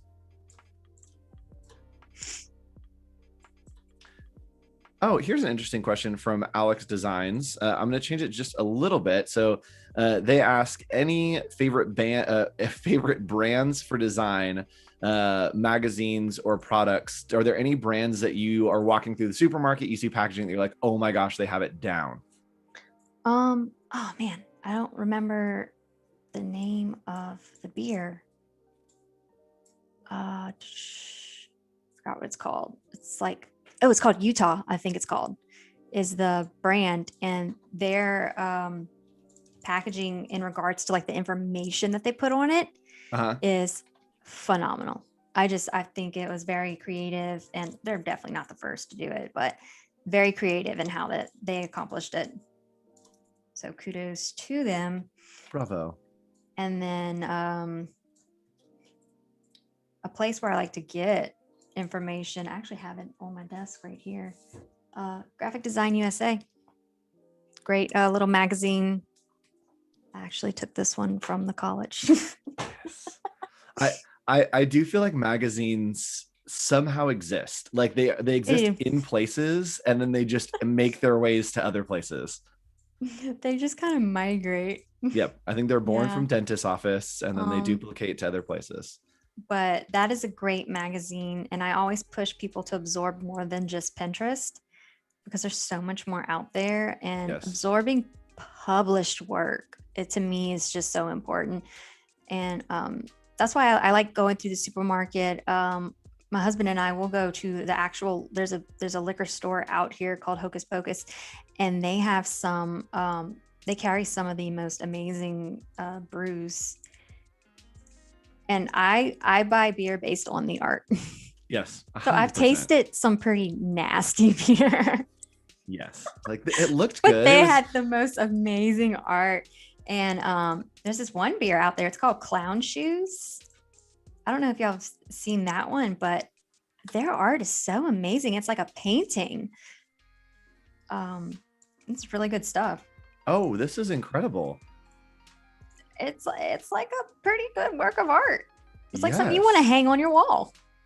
Yeah, it's super. Yes, these are like just prints. Like these are awesome prints on a can. A space cupcake. Okay, that's wow. That's a whole move. So Voodoo Val is saying these colors work really well together. And there's a question earlier in stream that kind of comes back to that. How do you pick your colors? There are a lot of colors going on here in this palette. How did you decide on them? So Adobe has some amazing resources. Yes, that is the correct answer. Okay, tell us about it. All right, so if you go to your swatches panel and you click right over here, open colors theme panel, you get the Adobe color themes and explore. Yes. And there's tons of color palettes already put together for you. Yes. And it's not cheating.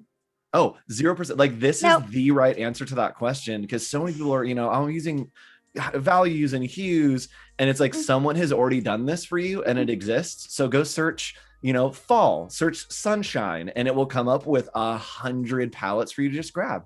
We are creatives and we like to share. That's all it is. It's just creatives sharing a color palette that they thought was amazing. And if it's a color palette that you like, but you feel like, oh, I feel like I'm cheating. Okay, cool. Go to color themes. Not color themes, but where's it at? Was it that one?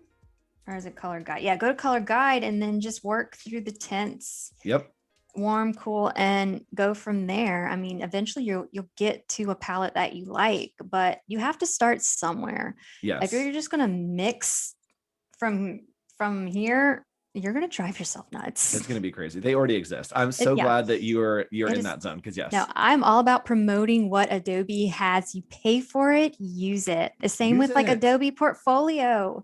Yes. It's a free website. So the website I showed y'all earlier, that's Adobe Portfolio. Use it. It is out there for you. It's magic. And it's awesome. And it's amazing what it can do. Eternal resources. Yes. Also, we don't talk about this a lot, but the Adobe Creative Cloud storage and syncing files, sharing all of that. I throw everything that I work on syncs into my Creative Cloud. And so if I'm in Egypt and someone texts me and is like, hey, I need this file real quick, I can send them a link like from my phone. I don't have to upload anything. I don't have to send them anything. Just here's the file, download it. Thanks. Bye. Yep. I love that I can sit on my couch and I do all my sketching in Fresco, save it, and then come back to my computer the next morning, open it up in Photoshop, finish it up, and then jump right into Illustrator. Yep. Like they charge us what they charge us for a reason.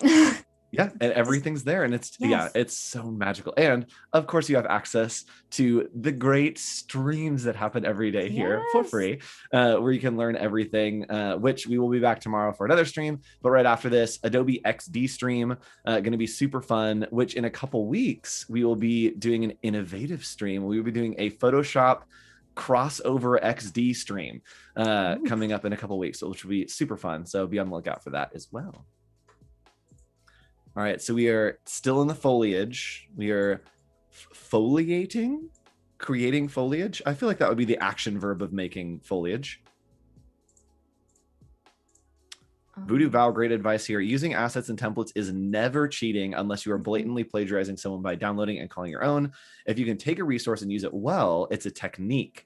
If you didn't have a honed creative skill, you would not have the know-how to add those assets and make it look good. That's awesome advice, Val. And I think that's what scares a lot of designers when they're first getting started and they get that deer in the headlights and they're just kind of all over the place. Yep.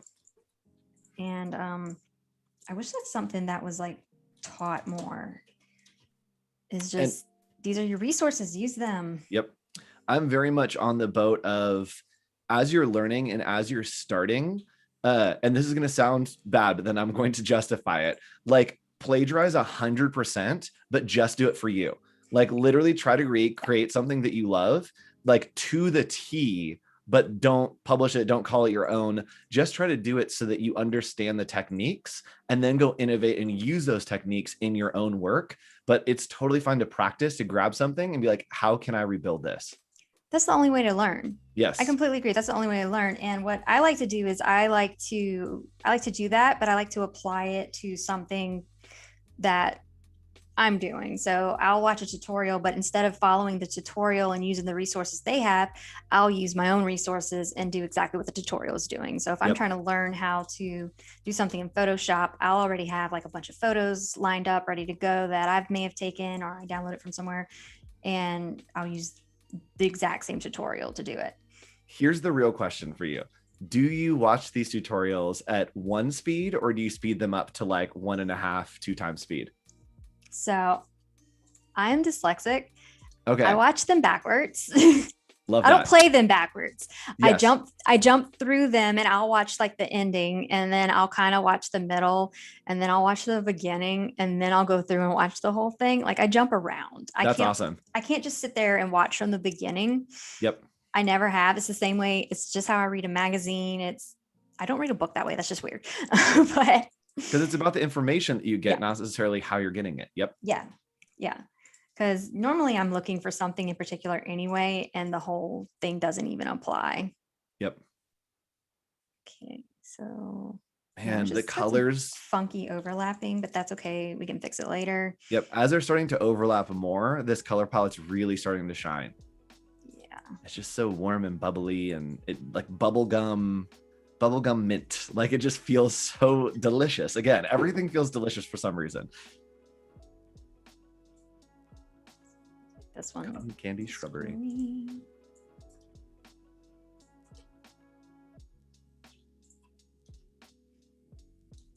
And so once we finish these pieces, do you think that we will just toss them onto the reflect layer, or do you think that we're going to kind of augment them a little bit to go on the other side? We'll probably definitely refine them a little bit more. Cool. Because there's some weird overlapping where things are kind of covered that they don't really read that well. So we'd probably just turn that background layer off, edit them to perfection, and then we'll flip them because I don't want to flip them too soon and then have to go in and edit them, even though I know that obviously they'll change on the other side. Yes, it's the mindset of like, yeah, I like this and I'm okay with it, but I don't want to see 2 of it. Yeah. Not right now. Like eventually we'll celebrate, but this one, it's definitely a mindset sort of thing. Yep. Okay, so I can definitely build this in 2 ways. I'm going to use a circle, I think. That's it. That's all we need. That's like the amount of circles that we've used here. And there's probably someone who pen tooled this and did an amazing job. like a phenomenal job. Yep. There's a pen tool master out there, and I've actually watched tutorials where people pen tool their entire artwork, and I'm just like, awesome. Yep. Are you familiar with Hydro 74? I don't know. So he's an illustrator who just straight up pen tools everything, and it's super detailed, all this crazy cross hatching and shading, and watching the process is like, cool. At some point you're going to use a shape, a brush, and it's like, nope, straight up just pen tool the entire time. It's so impressive to watch. But I mean, you got to think about it. Way back when, before there were even tablets, like people were just knocking out pen tool. Yep, just broken knuckles. Voodoo Val, less than 10 minutes left. Yes, if you have any last minute questions, now's the time to ask. If you want to get anything in questions for Kimmie about the process, about where we're going, about what we've done, drop them in chat here. We've got about 10-ish minutes left, and we'd love to hear your questions, regardless of where you are in the world. We love hearing from all of you. Yes, if you have questions, comments, concerns, as my high school teacher would say. Yes, that I would literally say that exact same thing to my students. I would say questions, comments, or snide remarks. And I'd always open for just like one little joke. And I'm like, all right, we're done now. Yeah. They would always have a snide remark. We're like, no, we're done. Yep. Camille, I would have pen tooled like 75% of this. Yep. And it definitely is a mindset shift. It is. That you talked about at the beginning, that you sketch with simple shapes in mind, which is so important. And a lot of it was just me being stubborn. It's like, I don't need to know the pen tool. Ugh, I don't need to know how to do that. And then you get to a certain point, it's like, okay, yeah, I do need to know that. Yep. Humble yourself quickly. Yes, which I'm sure there are people on the other side that have only used pen tool that are like, I don't know the shape builder tool. I don't really want to learn it. I'm just going to keep pen tooling everything. It's all about your personal workflow and how you like things to work. Yeah. And for me, it worked better this way. Yep. And I was just so against learning it all. And I was just like, oh, no, this actually, yeah, you need to do it this way.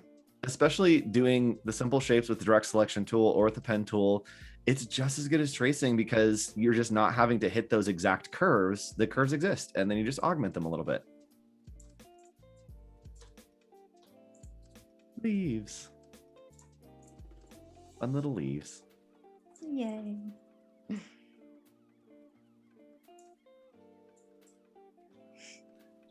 And Alex, yes, we did talk a little bit about this, favorite tools to use in Illustrator.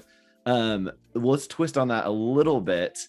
Kimmie, is there a tool that you don't get to use very often, but then when the project calls for it, you're like, yes, I get to use this tool, like some weird obscure thing that you're like, it's just fun? No, I can't really think of one. I know a tool I never use, or the tool I hate the most is probably that random tool that puts the grid up.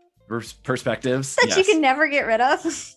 The perspectives is like super high learning curve. And I think that for people that are, isometric illustrators or people that are doing like these very angular illustrations, it's a priceless tool. But for us that don't really use it, it's so overwhelming. Like, I don't know what to do with this. I totally agree. My dog yes, and is hello, Rebecca. Supper time.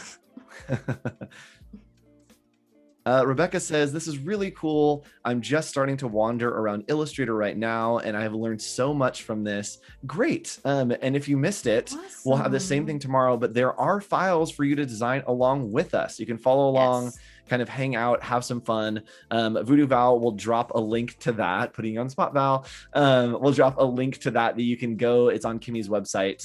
You can just click on Adobe Live and you can download some source files, follow along with us, have some fun, play around with these tools as well.